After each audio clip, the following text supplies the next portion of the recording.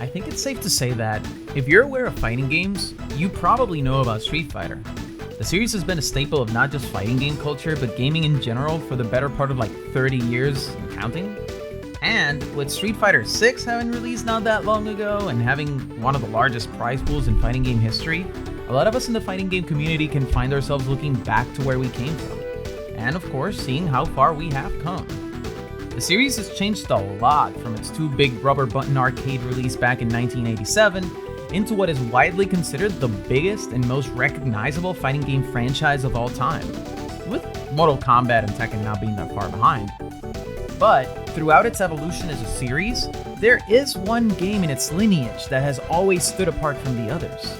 Not just in its gameplay, but I think more noticeably so in its presentation, characters, aesthetics.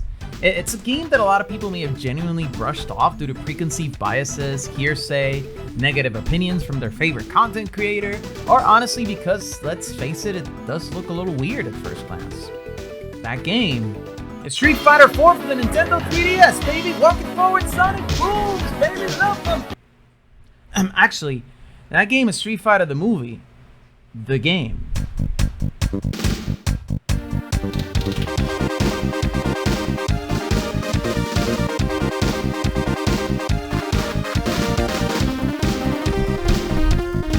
Look, I know you've probably heard the story before, and in all honesty, this is not going to be a video about the game's absolutely insane development process. For that, I do suggest you check out some of the videos that I've linked below. But, long story short, the game was released in 1995 following Street Fighter the movie's initial box office run. Contrary to a pervasive rumor, it was also not actually meant to be Street Fighter 3, although this was an idea that was workshopped during the early development process.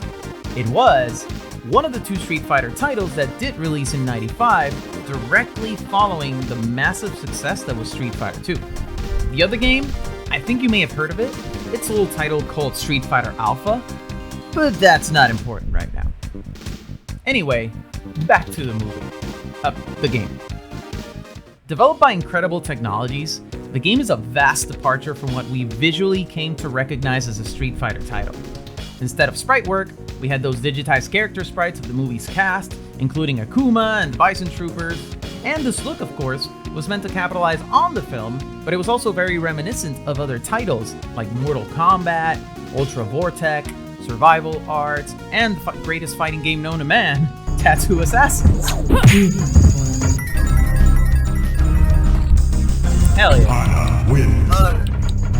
Anyway, while the visuals are usually the first thing that people focus on when it comes to Street Fighter the movie, the game introduced a few mechanics that we would actually see return in later Street Fighter titles, such as what later became Alpha counters in the Alpha series, or Ultra combos as seen in Street Fighter 4. In this sense, it actually kind of broke new ground. After the game's release in '95, it did see some reasonable degree of success in the arcade, mostly due to it being a Street Fighter title, its connection to the movie, and especially... You still refuse to accept my godhood. Keep your own god. In fact, this might be a good time to pray to him. For I beheld Satan, and he fell from heaven like lightning!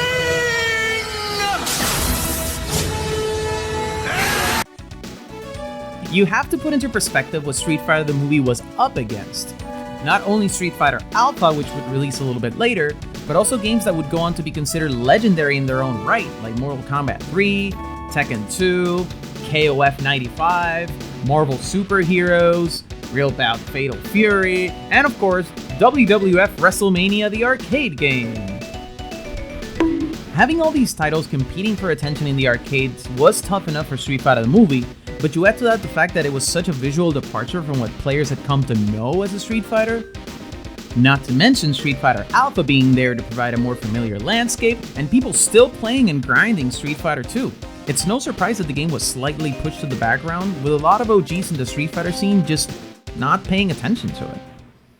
But honestly, this video isn't about that. This video is about those who did pay attention. This video is for those that to this day continue grinding, innovating, and pushing this game to the limit.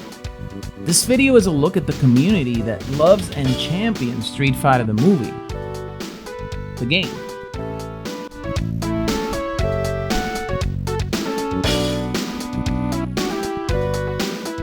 Before we get started, I think there's a few things we need to lay on the table. This is in no way 100% complete history of the scene, but mainly it's a focus on some events, players, and tournaments that really pushed and helped this title develop even further, especially in the more recent years. I'll definitely be missing some elements, so I would greatly appreciate it if you could let us know in the comments, especially when it comes to this scene around the world. Also, we do need to specify that we're going to be talking about Street Fighter the movie, the game's arcade version. Not the home port, as that has its own set of circumstances, it's completely different, and it has a Blanca, who, well, I mean, he's different. Look at him, he's spinning. Anyway, let's get started. The game came out in '95 and did have its time in the arcades, but it isn't until around 2007 where we start seeing a resurgence of Street Fighter the movie footage popping up on the internet. This was back on the forum days before social media, and we would have websites like GameCombos.com, ComboVideos.com, ComboVid.com later down the line, SonicHurricane.com, which we will get back to, and of course the SRK forums. This is where we would start seeing players experimenting with the game at a higher level. Now with that we had access to emulate the arcade version of the game more accurately, we started seeing people really dig into these characters and their intricacies. It is also important to point out that at this time we started seeing folks delve into what is considered the preferred version of the game, which is version 1.12. This is the version you'll be able to find on Fightcade today, and it's the standard edition featured in most arcade machines in Japan. You see, the game's version 1.12 and 13 were only released there, and their most notable feature is the fact that they run at a slightly faster frame rate than 60 FPS, so this is why you may have seen some Street Fighter the movie footage that looks like it's sped up, because technically it kinda is. But on those websites, and around that time, is where we start seeing one of the first big moments showcasing some of what the game engine was capable of, as well as igniting that creative spark in players, and that was the EVO 2007 GAL exhibition video by Magistros. This video showcases an ungodly amount of GAL shenanigans, game-specific interactions, and really cool combos. It originally premiered during EVO 2007 in Las Vegas, and you can still find it to this day on YouTube, as well as a detailed breakdown of every single combo and interaction in the video over at SonicHurricane.com. I'll have it linked below if you want to check it out, and I highly suggest that you do for two things. Not only does it go into great detail as to what GAL can do in every Street Fighter game, but it also makes it clear just how different Street Fighter the movie is.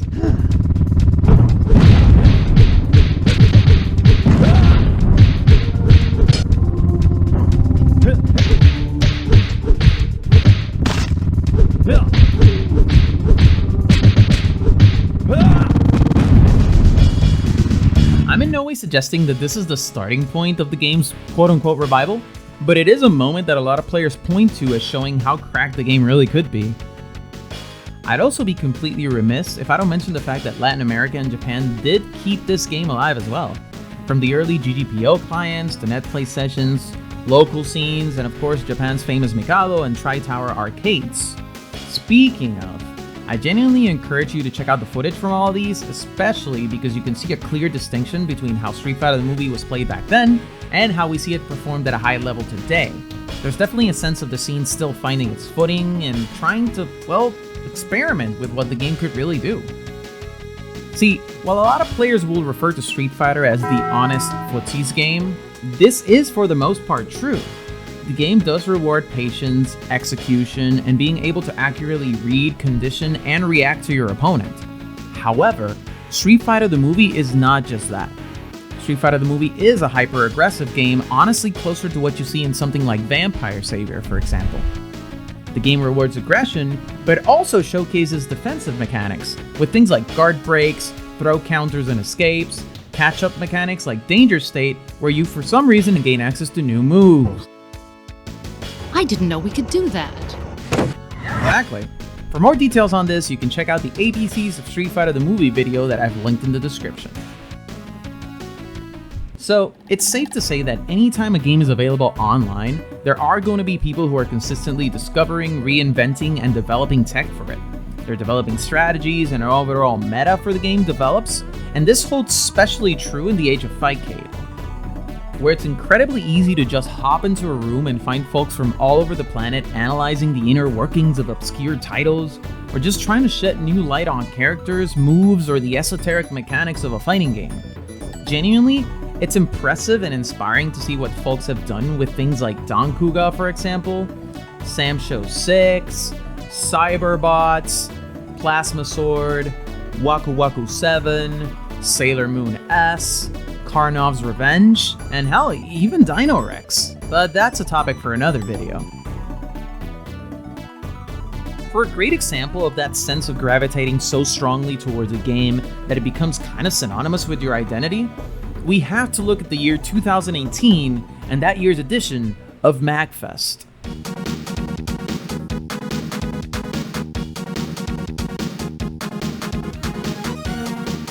For anyone not familiar with it, MagFest is the Mid-Atlantic Gaming Festival, a convention that prominently focuses on video game art, culture, and community. It was originally started up in Virginia and then takes place in Maryland as of 2011, specifically within the Gaylord Convention Center, which, fun fact, also hosts CPAC. So, you know, things are things.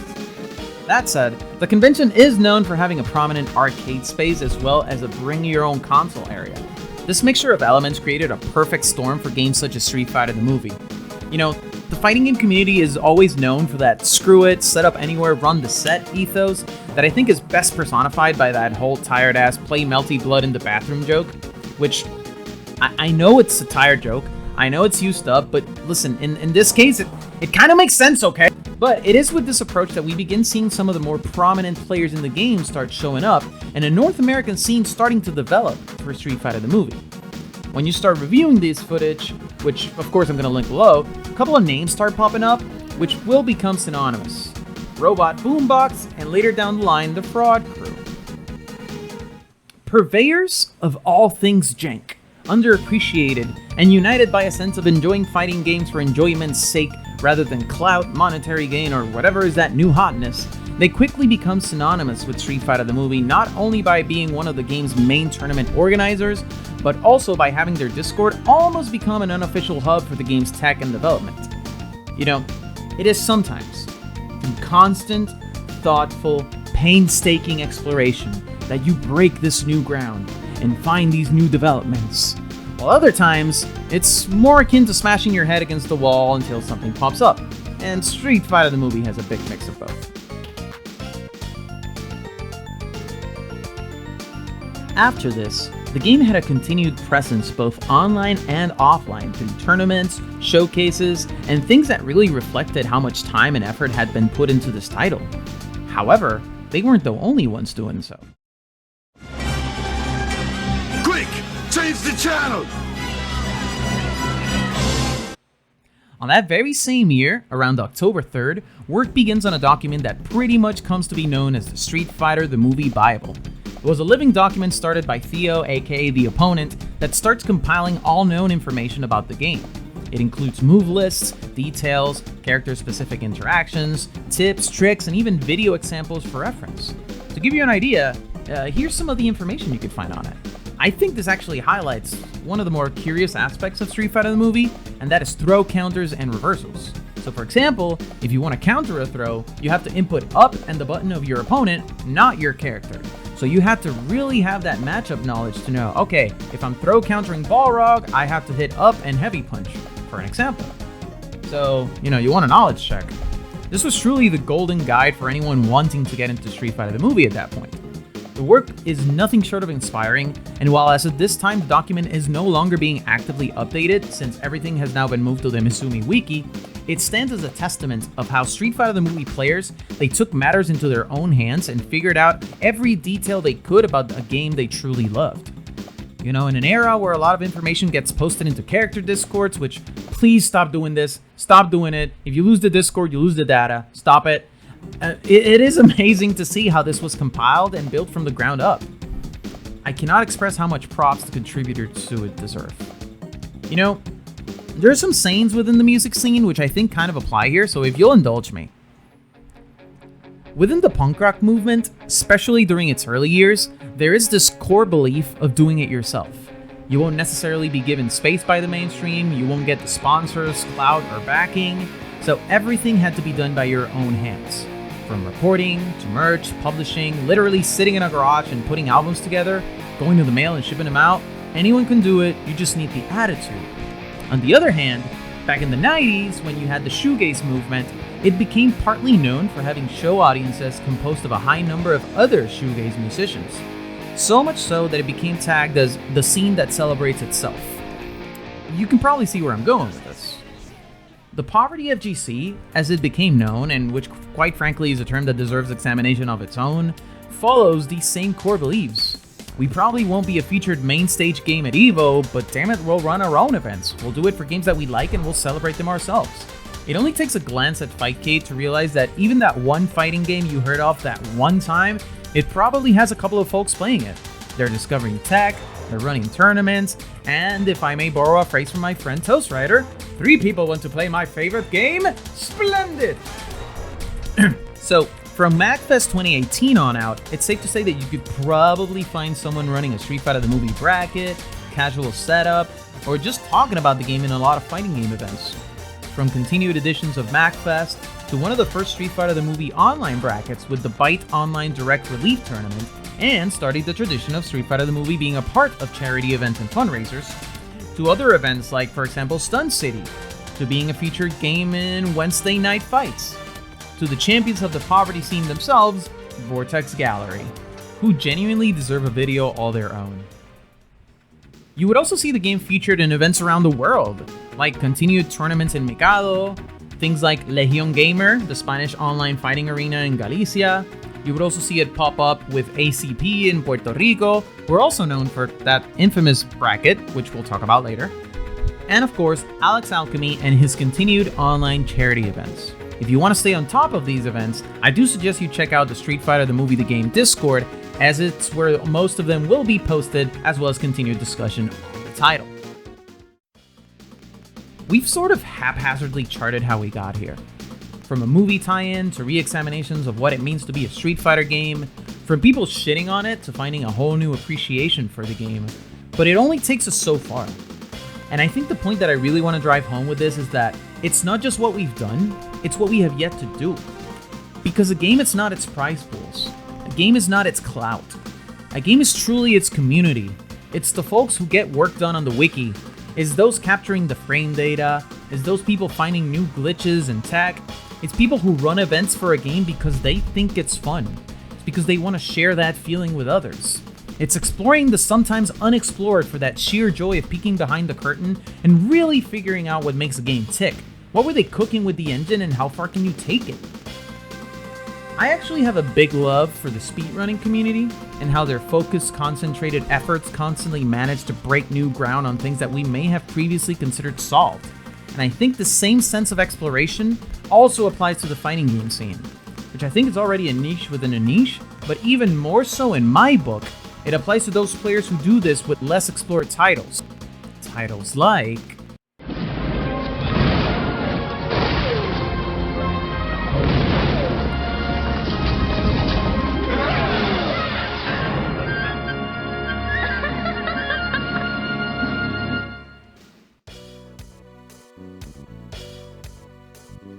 This year, and hopefully I can get the video out before then, Street Fighter the Movie the Game will be one of the featured titles during Combo Breaker's All In Together community tournaments.